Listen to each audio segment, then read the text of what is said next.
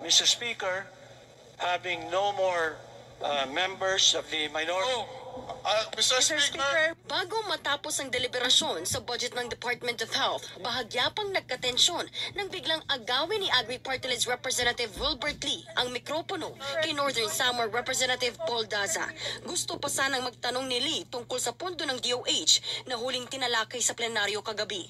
Pero hindi siya nakasingit matapos sigundahan ni Deputy Majority Leader at Iloilo Representative Janet Garin ang motion ng minorya na tapusin na ang interpelasyon.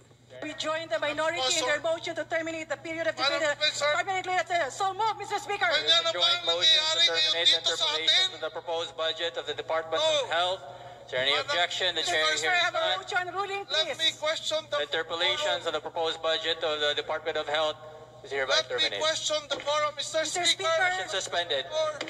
Si Congressman Lee ang isa sa mga kumwestiyon sa kakulangan ng coverage ng PhilHealth sa ilang medical procedure sa kasagsagan ng budget hearing. Pero sa huli, hindi na rin siya nakapagsalita at naipasa rin ang 2025 budget ng DOH. Nangyari ito bago aprubahan ng Kamara ang panukalang 6.352 trillion pesos na national budget para sa susunod na taon.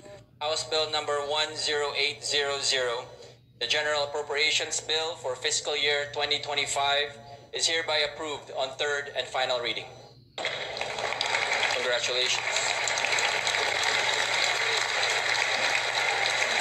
Sa pagtatapos ng plenary debates, may iniwan ding mensahe si House Speaker Martin Romualdez. Walang kuwang ang mga kriminal sa ating lipunan.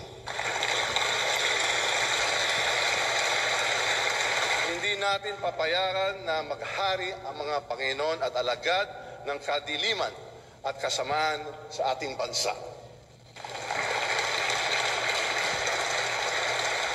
Ngayon, ang Senado naman ang susunod na bubusisi at magpapasa ng bersyon nila ng national budget.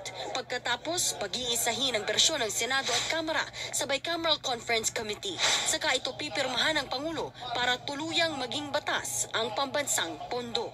Nagbabalita mula sa Frontline, Marian Enrique.